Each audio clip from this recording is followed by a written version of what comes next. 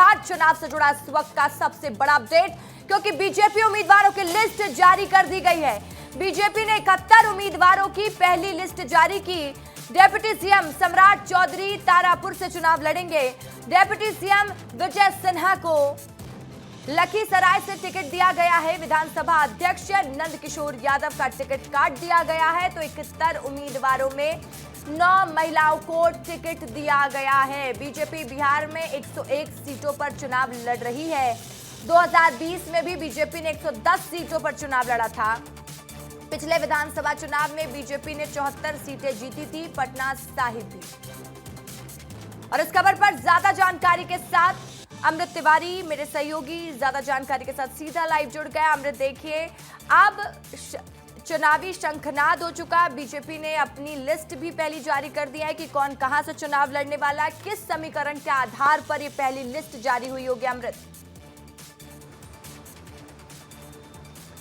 देखिए रसिका, जो यह पहली सूची जारी हुई है वो सीईसी की बैठक के बाद जो है इन नामों पे जो है पूरी गहन चर्चा के बाद इस पे जो मुहर लगी है वो है प्रधानमंत्री नरेंद्र मोदी, रक्षा मंत्री राजनाथ सिंह, गृह मंत्री अमित शाह। इनकी मुहर लगने के बाद ही यह सूची सामने आई है। और इस सूची में आप देखेंगे कि हर तबके का जो है उसमें नुमाइंदा जो है इस सूची में शामिल है। और सीटों में जो इक्वेशन है ख़ासतौर पर जातियों से लेकर के समाज विशेष के लोगों का, उसके ऊपर ज़्यादा तरजीह दी गई है। जिसका अगर कहा जाए कि विनिंग कैपेबिलिटी जो है उनके जो बढ़ने की आशंका है उनको उस पर ज़्यादा तरजीह दी गई है। और इस सूची में अगर देखेंगे कि जो तारापुर विधानसभा सीट है जहां से डिप्टी जो सीएम हैं उनको जो उतारा जा रहा है वहां पे, तो वहां से उनकी पारंपरिक सीटें रही हैं। वहां पे उनकी कहा जा रहा है कि उनकी जो परिवार की जो सीट रही है वो लगातार वहां से चुनाव लड़ते रहे हैं। तो वहाँ जो सम्राट चौधरी की फैमिली है वो काफ़ी ताकतवर रही है, इस लिहाज से वो सीट उन्हें दी गई है। इसी तरह से लखीसराय की जो है सीट दी गई है।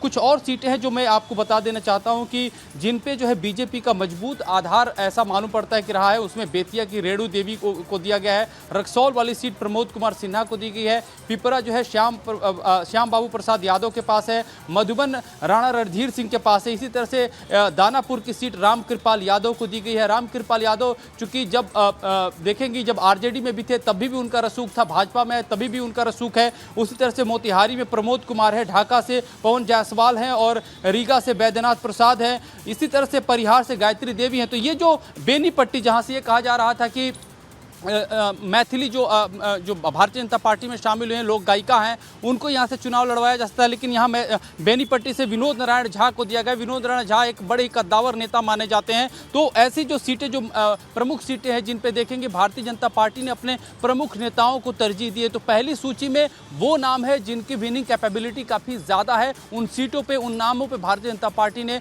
विश्वास जताया है। रसिका, अमृत, और इस लिस्ट में एक चीज और साफ नजर आ रही है, जैसे कि आप बता रहे थे कि इस बार उम्मीदवारों का जो चयन किया गया है, हर वर्ग के उम्मीदवार हों, लोकप्रिय चेहरे हों, सभी का ध्यान रखा गया है। तो इससे फायदा कितना होगा बीजेपी को, अगर इसको समझे अमृत?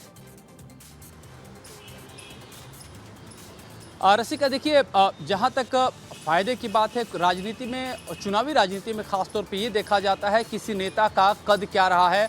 दूसरा ये देखा जाता है कि जहाँ पे वोट हो रहा है वहाँ की वोटिंग साइकोलॉजी क्या है और वहाँ पे क्या उसका जो समीकरण है, चाहे वो जातिगत समीकरण है या धार्मिक पक्ष होता है, उन तमाम चीज़ों को देख करके उसका अपना रसूख कितना है, अक्रॉस द उसके कास्ट लाइन पे कितने वोट पड़ेंगे, इन सबको देखा जाता है। और दूसरी बात मैं बता दूं, भारतीय जनता पार्टी का जो एक मॉडस ऑपरेंडी है वो ये होता है, वो ज़्यादा वो एक कहा जाए कि सर्वे के आधार पर टिकट का निर्धारण करते हैं। और सर्वे बड़ी बारीक होती है जिसमें ये देखा जाता है कि किस उम्मीदवार के लिए जनता कहाँ पर ज़्यादा उसको अपने लिए सुटेबल मानती है, उसी के ऊपर हाथ रखा जाता है, उसी को जो है चिन्हित किया जाता है। और जब नामों का चयन होता है उसमें प्रमुख रूप से एक सीट पे 3 नामों का चयन होता है। यानी कि जब एक सीट होती है उसमें 3 नाम होते, तीनों ही महत्वपूर्ण होते हैं और तीनों नामों में एक नाम चुनना होता है जो शीर्ष नेतृत्व होता है वो चुनता है। इसी तरह से 71 जो सूची नामों की आई है, इनमें से भी हर सीट पे 3-3 नाम जो है दिए गए थे। जिसमें जो केंद्रीय चुनाव समिति बैठी, शीर्ष नेतृत्व बैठा, उसमें उन्होंने एक नाम फाइनल किया और वो नाम इसी फाइनल पे था कि विनेबिलिटी किसकी सबसे ज्यादा है, उसी को देख करके दिया गया है। ठीक है अमृत, इसको भी समझाइएगा क्योंकि देखा गया है कि इस बार जो 71 उम्मीदवारों की जो पहली लिस्ट आई है उसमें नए 9 महिला उम्मीदवार भी शामिल है, जिसमें मैथिली ठाकुर भी हैं, लोक गायिका। तो कहीं ना कहीं महिलाओं को भी मौका दिया गया है। ये 9 सीटें जहां से महिला उतारी गई हैं, वो सीट कितनी मजबूत हो जाती है अमृत?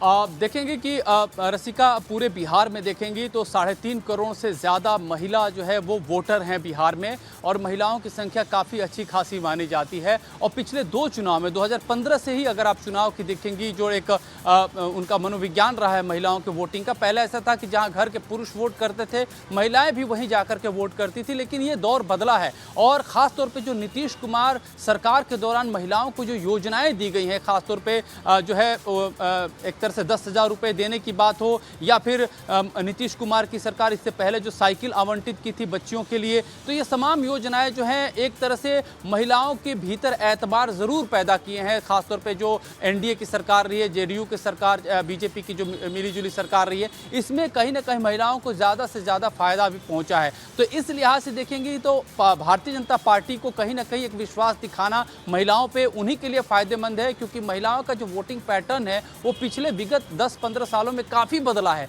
ऐसा नहीं है कि वो एक परिवार के मुखिया ने आदेश कर दिया उसी के अनुसार वोट जाएगा। अब महिलाएं भी काफ़ी हद तक चुनाव को डोमिनेट कर रही हैं। जैसे कि जीविका दीदियां हैं, इस बार देखा गया कि जो जीविका दीदियां की संख्या वो उनकी जो अलग अलग क्षेत्रों में वो प्रचार करते हुए दिखाई दी, क्योंकि उन्हें जो है सरकार की तरफ से लाभ मिला था और वो घर घर घूम रही हैं। यानी कि जो ड्राइंग रूम पॉलिटिक्स अभी तक हम देखते थे कि भारतीय जनता पार्टी के जो नेता जो है अलग अलग घरों में जाके करते थे, एक तरह से जीविका दीदी जो है इस चुनाव में एनडीए के लिए जो है खास तौर पे वो प्रचार करती हुई दिखाई दे रही है, घरों तक जा रही है, महिलाओं से बात कर रही है। यानी कि जो प्रचार का एक तंत्र है वो बहुत गहरे तक पहुंच रहा है, और यही वजह है कि महिलाओं पे भी भरोसा जताना भारतीय जनता पार्टी के लिए एक बेहतर कदम बताया जा रहा है। ठीक है, बहुत शुक्रिया अमृत तमाम जानकारी के लिए।